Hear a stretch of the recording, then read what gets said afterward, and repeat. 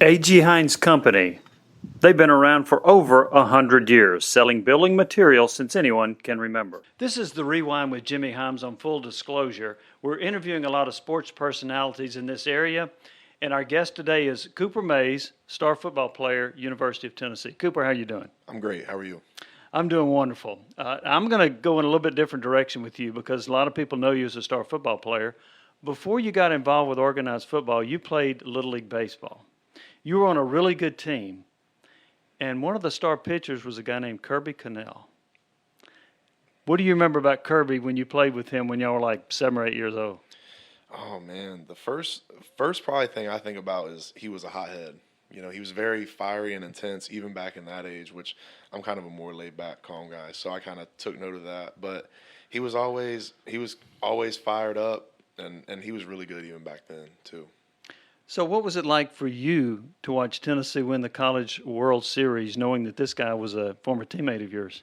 It was really big time for me. I made a tweet about it. Me and Kirby, we played together. I think we were maybe 8 or 9 or 10 or in that age. So we were really young, and kind of seeing how our two paths have kind of converged a little bit has been really cool in my opinion. Yeah, and from what I heard, he was a great pitcher even then at a young age. Yes, he was. Yeah, He was you good also as were a that. pitcher, right? I pitched a little bit. I dabbled in third base. That's where I hung out. Me and Kirby actually we played together for I think 2 years or 1 year, and then I played him one time and he was pitching. How'd that go? I hit a home run. Oh, did you? I actually did. I took him oppo. He was throwing it fast, but I took a fastball, took it to the right field, hit it out. I don't know. I talked about it to him one time, but I don't know if he'll even remember. He said it didn't happen, so maybe I messed up. Or But maybe we should remind him. we Yeah. could ask. We could ask him. You grew up in an athletic family. Obviously, your dad, Kevin, was an all SEC player that I covered back in the 1990s. Your mom's brother was a center at Tennessee. Your older brother, Cade, an outstanding football player in his own right. What was it like growing up in such an athletic family? It was really cool for me. I think kind of all of it came a little bit natural. I wasn't really good at basketball, but all the other sports I kind of excelled at, and then having everybody else in your family do great things in sports, it kind of puts a little bit of pressure on you. But we had a healthy family dynamic as far as pressure goes when it came to success or whatever. Nobody ever pushed you to be successful. It was more about just doing your best. So were there more benefits to growing up in an athletic family because you saw what your dad did and your older brother? Or was it more pressure? There was a natural bit of pressure, but I wouldn't say it was as bad as it probably has been for some people, or it probably could have been. But we handled it pretty well. I think me and my brother, and we excelled at sports when we were young too. So it always seemed like it lined up a little bit. Andrew's Physical Therapy at Blaine and Strawberry Plains. That's where I've gone to rehab my knee, shoulder, and elbow. When rubbing a little dirt on it ain't good enough. You played 2 years at Catholic High School with your brother. What was that experience like? It was really special. It was my first 2 years going into high school, so that's kind of a difficult time period in kind of anybody's life. But having an older brother that's kind of doing the same things as you, and kind of was there for every step of the way, it was really cool for me. I had a really good time in high school. I enjoyed it a lot. A lot of people probably want to get out of high school as fast as they can and get on to college, but I truly enjoyed my time in high school. It was nice. You won a state championship together at Catholic High School, Yes. 2017, I believe. That had to be a great thrill. It was really cool. I feel like we should have had more. I always think that, but it was a really cool experience, especially doing it with my brother. So that kind of mounted into a desire to play in college with him too. So Well, your brother, and I don't think anybody would deny this, had a bit of a mean streak, in for particular aimed at opponents. Every now and then it got aimed at you. You had a penalty, and he, I think, grabbed you and picked you up and said, basically, politely, don't do that again. Is that kind of the way you remember that? that was more or less probably what he was trying to explain. I don't know what terms were used, but definitely probably not those terms. But same message. It's about the message, not the delivery, is what people say. All right, at Catholic, you had a couple of difficult situations that you faced. I think it was going into your junior year, you had a cyst, and that caused you to be bedridden for, your dad told me, about 6 weeks, and you weren't able to work out like you'd wanted to. How difficult of a time period was that for you? Yeah, it was hard. Just mainly because I couldn't be working out and everything. That was the biggest thing. So I kind of missed out a little bit that time on my development on that side of it. But you know, it was tough. It was tough, but it didn't last too long. So, but 6 weeks, 6 weeks. It was a bad 6 weeks for sure. Going into your senior year, I was told you broke a bone in your foot your first day of practice, but it was not diagnosed that way. It was later determined that you did have a broken bone. But how hard was it to play that season with that injury, not even knowing what it exactly was? Oh man, it was rough. I think it was like the second scrimmage we did. I felt like a little pop in my foot, a little click, but I didn't think much of it. It didn't hurt too bad in the moment.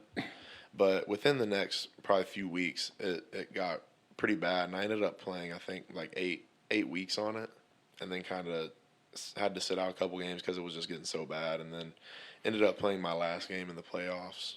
Ended up doing that, but then I came to Tennessee. They diagnosed it pretty quick, but didn't really know what was going on, but knew my foot was killing me and knew something was wrong. But you know how it is. People don't really believe you probably as much as they should in the moment. Took a while to get over too. Yeah, I want to take you to a moment that Coach Steve Matthews was telling me about. You're playing Brentwood Academy, which won like 4 state titles in a row. And it's late in the game. It's tied at 35 all. And it's 4th down and about 7. And you run a reverse with Tommy Winton. You were a center that was – you pulled a lot from the center position. And he told me that you, on that particular play, that you backed around, you circled around – you were kind of hobbling around, and you threw a key block to spring him for the touchdown that won the game. Do you remember that play? Yes, I do. We always had a special play where they always wanted me to be the guy that was doing all the pulling and the getting out in space, because I was a pretty good athlete in high school for sure, I think. And it was probably one of the better blocks of the night. I wasn't making it I wasn't making it very well that night. That was kind of one of the last games I played, but it was a big game. It was on TV, and then ended up rising to the occasion on that play. Tommy Winton, great play, great player for the Vols now. He just transferred over, so he's looking to carve out a role on our team, and hope it goes well. One thing Coach Matthews underscored with me was your football intelligence, your football IQ. He said that play was an example. I talked to Tim Irwin, who said he coached in the 8th grade, and he talked about your intelligence on the football field. Where did that come from? I don't know. I'd say it's a little bit natural. I've got a smart mom and dad. They've got pretty good common sense, and my mom, she's underrated, but she's the brains of our little operation we got going on in the Mays household. So But she's underrated. Underrated, maybe from the outside looking in, but anybody who knows her knows she's great. So I got good genes passed down. I think it's just a little bit natural. I can problem solve pretty well. Coach Ellerby says I have like a spidey sense, is what he says. So Another thing that Tim Irwin told me, he said that you were the second best player he coached. You probably know who the best player was. it was probably Harrison Smith. Harrison Smith. Yeah. I can take that. Is that okay? I can do that. I can accept that. That's okay. I mean, here's a guy that's been in the NFL for about 10 years or so. Yeah, he's done a lot more than I have. He's pretty good. Pretty good. Let's go through your recruitment. So you had we had the issues we talked about in your senior year. There were some colleges that backed off a little bit, and there was a period where I think you lost 35 or so pounds one of your high school years. So you were considered by some people too small. But Jeremy Pruitt stood by you. Jeremy Pruitt said, "I want you to be on this team. I don't know if you're going to play tight end, fullback, defensive line, whatever, but you're a football player, and we want you." That made an impression on you, didn't it? It did for me. I'm a guy that, my circle's pretty small, and I keep, who I trust and everything very tight-knit and kind of closed off in a way. So, I build a lot of my relationships on trust and consistency. That's probably the number one thing with me in my life and people being in my life is I like to see consistency. I think my junior year I was 240 playing my last game. We played against Central in the playoffs. I think it was the fourth round. We ended up losing the game, but I was like 240 with all my pads on. So I was really like 235, 237, somewhere in that area. So you know, I probably was. I probably was a little bit too small to play O-line in the SEC at that point. Coach Pruitt always stressed to me that he wanted me to be just a football player. He didn't really care where I played. Didn't matter if it was tight end, linebacker, D-line, O-line. You know, it didn't really matter to him. He just thought I could play. I could find somewhere to put Cooper Mays. Is kind of what he thought. So that resonated with me a lot. And you know, when some schools that I really wanted to go to and really liked, when they pulled back, you know, Tennessee was there the whole time. Because I ended up gaining, I think, from my junior year, I was 240, like I said, and then I think I ended up getting to 290 by the end of that summer. So, like in a 6-month span, I gained like 50 pounds. So it wasn't really an issue after that. Yeah. So, but when schools were coming back around and trying to get back in, when they realized that I was big enough, that's kind of what I was like. I think I've already figured it out. You know? Coach Matthews told me one of those was Georgia, and your brother Cade is at Georgia, but Kirby Smart kept trying to come back in on you, but you didn't bite, did you? It was hard for me. I think for a couple of years of my high school career, I kind of was dead set on going to Georgia because I wanted to play with my brother kind of no matter where it was. So when he was at Georgia, they recruited me. They were my second offer. I think I got offered by Tennessee like the second week of my freshman year in the football season.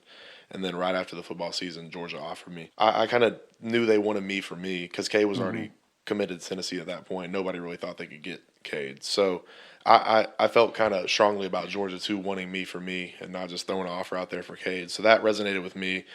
And I really kind of wanted to go there just to be with Cade and do that whole thing with Cade. So that was big, but for about a year, I didn't hear from Georgia probably my junior year. That year I was kind of getting to the end of my career and I was still small. So it went from me texting the coaches and texting all of them, you know, a lot, talking on the phone a lot. And it went from that, and then it kind of transferred into them not really talking to me at all. I would still go to games and everything, visit and everything, but it was kind of more because, you know, Kay was on the team. And they had you know, a couple of seats for my family and everything. But you know, I just felt really strongly about, you know, people backing off and trying to come back. I don't know. Sure. It doesn't sit well with me. So you know, I was still good with Georgia. I like Georgia a lot, and they got a really good recruit in Cedric Van Pran, who played four good years at Georgia, or 3 good years he was starting. So it was Jeremy Pruitt and the consistency there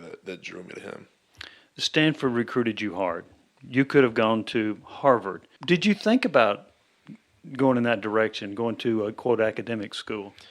Probably not as seriously as I probably should have, you know, looking back on it. But I had a couple good offers. I think the first time I ever took I took the ACT in middle school for some reason. I don't know what it was, but a little honors program or whatever. But I took it back then. I think I got like a 21. And then my next time taking it was probably my sophomore year. I think at the end of my sophomore year, I took it and ended up getting like a 28, you know, 29 or something like that. But could have easily probably gotten over into the 30s, the low 30s, and gotten into a really good school like that. But I don't know. Stanford, I think, when I look back on it, Stanford had some requirements that I didn't like. I think I couldn't early enroll to Stanford. I had to take like 3 AP courses and hold maybe like a B average or higher for the whole thing of my senior year. So I wasn't really feeling that. I was kind of checked out at that point. But probably not as serious as I should have. But could have if I wanted to go that direction. Now, I'm going to ask you this, and this came from Coach Matthews. He said that there were schools that had backed off of you. And he said one of those schools was Clemson. He said Clemson never offered Cooper. And so fast forward a few years to 2022, and you're playing Clemson in the Orange Bowl. Was there extra motivation? A little bit, you know, probably not as much as a normal cat would have thought about it, but a little bit, yeah. I knew some of the people on Clemson, a couple of them, probably 3 or 4 guys, knew them pretty well, and it was a big year for us, and I was just glad that we could close it out. Close it out the right way. But anytime you compete against guys that passed on you, there's always a little bit of added fuel. I feel like I play my best games against schools like that. I feel like I played good ball against Georgia. I always come to play well that game, and Clemson. I think that was a great night for us as well. Great night for Nice. you too, wasn't it? A little bit good night. Yeah. Try to make them all good, but.